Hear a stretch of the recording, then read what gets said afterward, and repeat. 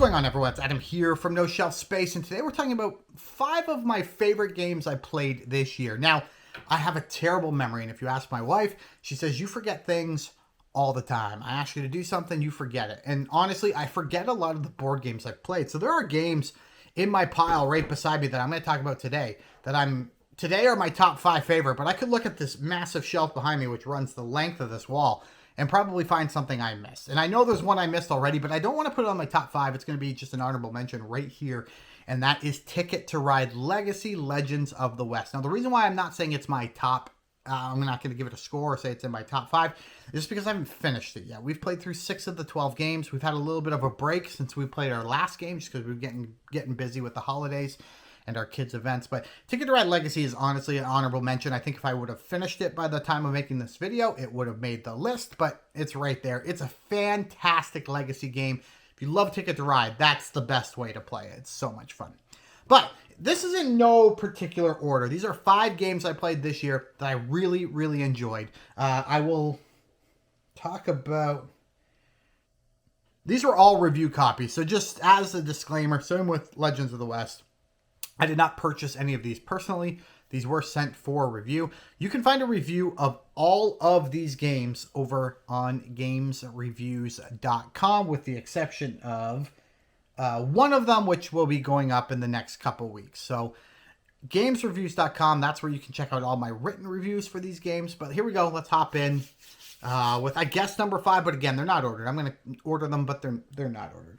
Number 5 on the list is Descent. Now, I'm not talking about necessarily the Betrayer's War, because I've also not finished this, but just Descent in general. So I started working with Asmodee Canada and Fantasy Flight Games this year, and so one of the first things they did send me to review with, because this was coming out in the fall, was the base copy of Descent Legends of the Dark.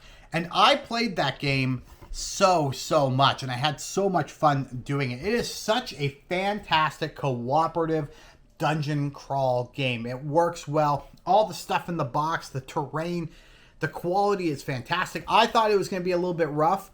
It's cardboard terrain after all. I'm like, hey, if I play 50 hours, this stuff's going to start looking rough. It isn't. We're at 60 plus between the base game, and now we're working through the Betrayer's War expansion. This one is a little bit more pricey, but I do think it is definitely worth your time if you love a good dungeon crawl. And this one is a great dungeon crawl. Number 4 on my list is from Pandasaurus Games. I picked this one up at Gen Con 2023. They were nice enough to send me home with a copy of the game, and this is Emerge. In Emerge, you're going to be placing islands down on a board, and you're going to be adding animals to the islands, growing those islands to make them worth more points. It's really cool. You have to put the animals down in a specific, it's not a pattern, but you know what I mean? One after the other after the other. First, you have to put a tree, then you can put a turtle, then you can put a crab, then a turtle, then a seal. I don't remember. I played it a ton, but I don't remember. But this is such a fun game. It is so easy to teach. The components are fantastic. It's a really simple one, I think, from Pandasaurus once you kind of play 2 turns or so. And then it's not really an issue. I've had a lot of fun playing this with many people. They've all really enjoyed it. Highly recommend Emerge from Pandasaurus Games. The third one here is from... I always get this wrong because I always look at it weird and I say it wrong. I think it's supposed to be Bogon Games, but I could be very wrong. But this one, this is The Witcher, The Old World. The Witcher Old World, not The Old World. The Witcher Old World. This game was a surprise for me. Now, generally, I don't do video games turned to board games because oftentimes they're not that good. But I think that kind of philosophy has been changing over the last maybe 2 or 3 years, where you're getting a lot of really great video games adapted to board games. There's another one I'm reviewing from Arcane Wonders called Planetfall, Age of Wonders Planetfall, which is based on a video game. Really great little card game. Haven't played it enough to call it in my top 5 or even my top 10 this year, but a lot of fun. You're going to see a review of that soon. But The Witcher Old World is honestly one of my favorite games of all time. I love the way the card drafting works. I love moving my little Witcher miniature around the map and gathering things and getting potions and playing poker dice and battling monsters, getting trophies. This is such a great game. Now, it's daunting to get this out on the table, but it is not that hard of a game once you've played a couple rounds. I taught this to someone just a couple weeks ago, and they felt very overwhelmed with all the pieces on the table, all the cards laid out. But when we were done, they were like, oh yeah, that is a good game. That's a game I want to play. And he was thinking about picking it up himself. This is actually the retail version of the game, and the components are fantastic. You don't get all the monster miniatures in here, and you're missing out on some of the extra event cards and things like that. But a fantastic package. If you can find this one, highly, highly recommend. That was number 3. Number 2 is from Bad Comet Games, and it is Life of the Amazonia. This is a really cool, if you played Cascadia, you'll kind of understand the concept here. There'll be a number of animal cards in the middle of the table, and depending on how you place those animals in your own Amazon rainforest is going to be how you score points. The production value on this one is hit and miss a little bit for me. So I find that the animal quality is fantastic. However, the cardboard pieces for both stuff that you're going to be drawing out of a bag, which are your little like food and money and stuff like that, those tokens are just too thin. They're too thin. I don't like them. You're touching them so much that I really was disappointed by the quality of that cardboard. However, they sell an upgrade pack, and they did send me the upgrade pack, and it has all wooden pieces instead of cardboard, and that makes this game just over the top. Once you add that in, the production value is second to none in 2023. And Life of the Amazonia is just a fun tile laying, animal laying strategy game. Again, complicated at first to look at it and think about it, but once you kind of understand what's going on, this is a fantastic one. This is number 2 from Bad Comet Games, Life of the Amazonia. The last one we're going to talk about today is from Stonemaier Games. Now, I love Stonemaier Games. I've been fortunate enough to review everything that Stonemaier's put out for a couple years right now.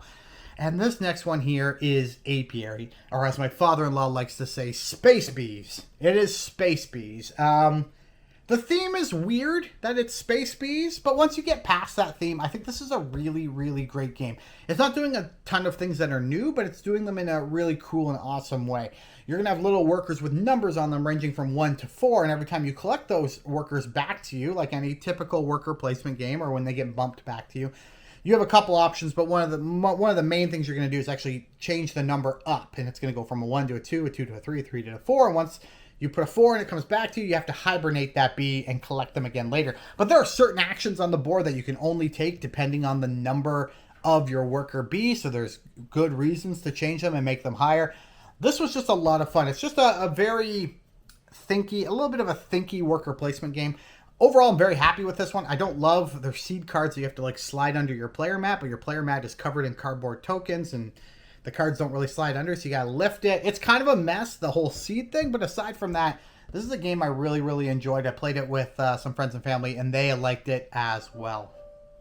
All right, everyone, that is my top 5 games that I played in 2023. There are many more that I played. We played dozens, maybe even 100 plus games in 2023, and I thank you for watching. Anytime I put out a video, I thank you so much for watching that, for watching my unboxings, for reading my work over on gamesreviews.com, which is again where you can go, games reviews, both plural.com.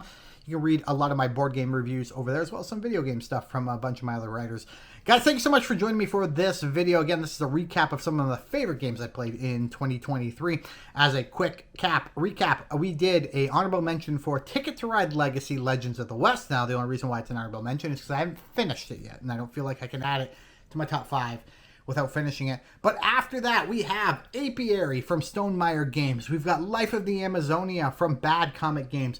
We've got The Witcher, and I can't remember what the company's called, but I'm going to call it Bad On Games or something like that. Doesn't matter. Find it. Fantastic game. We've got Emerge from Pandasaurus Games, and we have Descent Legends of the Dark and Legends of the Dark Betrayer's War from Fantasy Flight Games. Again, these were all review copies sent to me, just as a disclaimer. Guys, thank you so much for watching this video. If you liked it, please hit that like button and subscribe, and check out the channel for more great content. But until next time, we'll chat again real soon. Goodbye.